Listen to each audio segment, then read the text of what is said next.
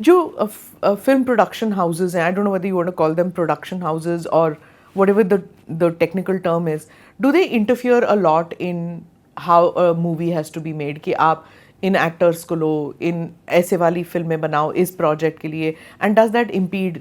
मतलब हॉलीवुड में सुना है that has become the struggle now for many years now कि how to make your a director conceives a subject, he writes a subject, he wants to make that film. It has become very difficult for a director to make the kind of film he wants to make. ये बहुत problem हो गई अब, और यही struggle है.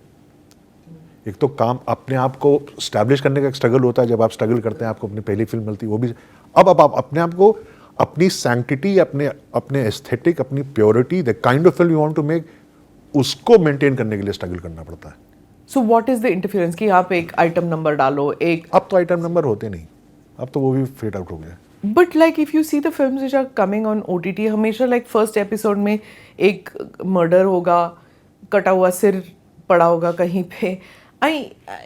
All of them are doing that, right? And there has to be a sex scene, there has to be abusive language. एक first में, ताकि you hold the audience for the second episode or third episode. आप OTT की बात कर रहे हैं. OTT.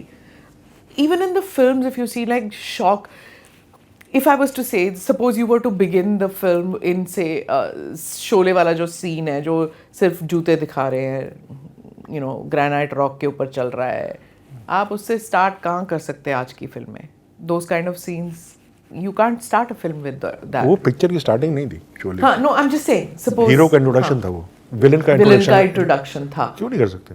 You still think that, but what is then the interference that क्या होता है डिमांड from the director?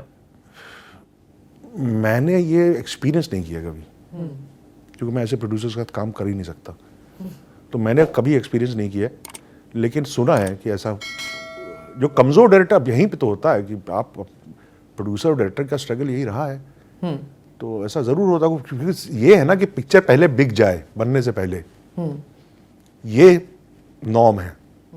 तो आप बड़ा एक्टर लेंगे, पिक्चर बिक जाएगी, तो बिक गई तो बनाने की ज़रूरत क्या, कुछ भी बना दो, ये प्रॉब्लम है. So there are two types. पहले बनती थी पिक्चर, हाँ. फिर लोग डिस्ट्रीब्यूटर थोड़ा थोड़ा पैसे दे देते थे, पिक्चर स्टार्ट हो जाए, उसका बनती थी, देखते थे, अच्छी लगती थी, कुछ सीन रीशूट होते थे, इसीलिए पहले पिक्चर पर टाइम नहीं बहुत लगता था, फिर वो बन जाती थी, उसके बाद लोग खरीदते थे. यहाँ तो जब पहले बिक गई, टेबल पे मुनाफा हो गया, तो फिर जो अब पिक्चर बनानी है उस पर इतना ध्यान क्यों देना है, तो बिकी हुई चीज़ है, तो बना दो, कुछ भी डब्बे भर दो. तो ज़ील नहीं है फिर that. और ये सारा का सारा हुआ है बिकॉज देखिए, फिल्म मेकिंग में मैं एक बात बताऊं साफ, फिल्म मेकिंग शौक है, ये धंधा नहीं है. अब वो अपने बड़ा महंगा शौक है, ये बात सच है कि उस महंगे शौक को पूरा करते हुए आपको अपना घर भी चलाना है. और यहाँ पे क्या, ग्रीड की कोई का मापदंड नहीं, फिर आपको इतना चाहिए, वो आदमी का नेचर है. आपको फिर और चाहिए, फिर और बड़ा बंगला चाहिए, और बड़ी गाड़ी चाहिए. वहाँ पे जब आर्टिस्ट घुस जाता है तो फिर वो ख़त्म हो जाता है. यही हो गया यहाँ पे. तो सोसाइटी में भी ग्रीड बहुत बढ़ गया है, हर लेवल पे. मैं सिर्फ फिल्म इंडस्ट्री की बात नहीं कर रहा हूँ, हर आदमी, सबको पैसा चाहिए और ज़रूरत से ज़्यादा पैसा चाहिए. ऐसा समाज बन गया है. अब उसमें फिल्म मेकिंग की जो एक आर्ट फॉर्म होती थी, जिसमें एक डायरेक्टर होता, राइटर होता, एक प्रोड्यूसर होता, पैसा लगाता था. पहले 2 लोग 3 लोग होते थे जो पिक्चरें बनाते थे. कोई प्रॉब्लम हुई तो रात को 2 ड्रिंक के बाद प्रोड्यूसर के कंधे में हाथ डाला, लॉन में घूम गए, प्रॉब्लम सॉल्व. यहाँ पे कॉर्पोरेट्स हैं, वो लीगल डिपार्टमेंट जाएगा, बजट पे जाएगा, यहाँ जाएगा, वहाँ जाएगा. आप पिक्चर के एंड टाइटल्स क्रेडिट देखिए, खत्म ही नहीं होते हैं. ऐसे लोगों के नाम होते हैं जिनका पिक्चर से कोई लेना देना नहीं है. तो ये कॉर्पोरेट्स ने आके ये तबाह कर दी है फिल्म इंडस्ट्री. और कहा जाता था कि ये कॉर्पोरेट्स के आने से द माफिया गेटिंग इन्वॉल्वड. आप जो साउथ की बात कर रही है ना, साउथ अभी भी इसलिए अच्छा है, वहाँ पे ये लोग घुसे नहीं है कॉर्पोरेट्स. OTT में थोड़ा घुसे हैं, में फीचर फिल्म में ज़्यादा घुसे नहीं है ये लोग. अभी भी वहाँ पुराने ही प्रोड्यूसर्स हैं, वो दोस्ती यारी में ही काम होता है. और अभी साउथ के जो एवरेज थिएटर का जो कैपेसिटी है, एवरेज कैपेसिटी 75%, हिंदी में 25% है. क्यों? क्योंकि वहाँ पे टिकट रेट्स पे कैप है. यहाँ तो कुछ भी टिकट का रेट करिए आप. टिकट के रेट्स इन्होंने जो बढ़ा रखे हैं, कौन जाएगा इतनी महंगी पिक्चर देखने. ये ट्रैफिक हर शहर में बढ़ गया है.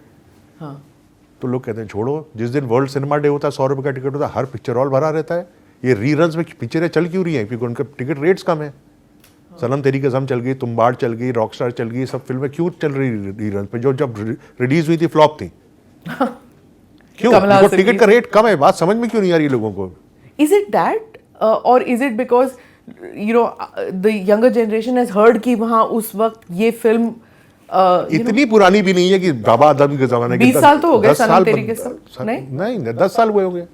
हाँ, so yeah, okay, ऐसा भी नहीं कि देवानंद की पिक्चर रिलीज हो रही है। that's also true. तो जबकि देव साहब की अभी 3-4 पिक्चर रिलीज हुई थी, मुझे तो गाइड का टिकट भी नहीं मिला। हम लोग गए थे जॉनी ब्रैनम देखने और थिएटर फुल था, सब तरह के लोग थे, ऐसा नहीं हमारी एज के ही थे, यंगस्टर्स भी थे, बूढ़े लोग तो थे ही, सब लोग गाने गा रहे हैं। I'm sure अगर प्यासा रिलीज हो जाएगी तो इट विल बी हाउसफुल 200%, है ना? टिकट रेट्स भी कम होंगे ना। हाँ, correct, yes. So ticket rates, you feel that they have to be brought down, and it's greed which is the reason for the ticket rates to be. Of course, आपको ticket थोड़ी बेच रहे हैं picture का, वो आपको parking का ticket बेच रहे हैं, पॉपकॉर्न बेच रहे हैं, समोसा बेच रहे हैं, क्या क्या टैकोस बेच रहे हैं, और साथ में एक टिकट भी बेच रहे हैं। हाँ. और पूरा उनका पैसा है उस रियल एस्टेट में जहाँ पे ये मल्टीप्लेक्स बना है। What gives? और आपको बहुत एक बड़े से टीवी पे पिक्चर दिखा रहे हैं, सब लोग बहुत खुश हो रहे हैं। ये स्क्रीन है, जो मल्टीप्लेक्सेस में जो स्क्रीन है, ये थोड़ी है पिक्चर का स्क्रीन। आप जाइए कोई सिंगल थिएटर पुराना देखिए आप, मैसिव स्क्रीन होता है जब हम। My God, I think an entire generation. आपको बड़े से टीवी पिक्चर दिखा रहे हैं, पैसा भी ज्यादा ले रहे हैं, समोसा भी महंगा खिला रहे हैं, बट आप खुशी खुशी जा रहे हैं। अब जा भी नहीं रहे।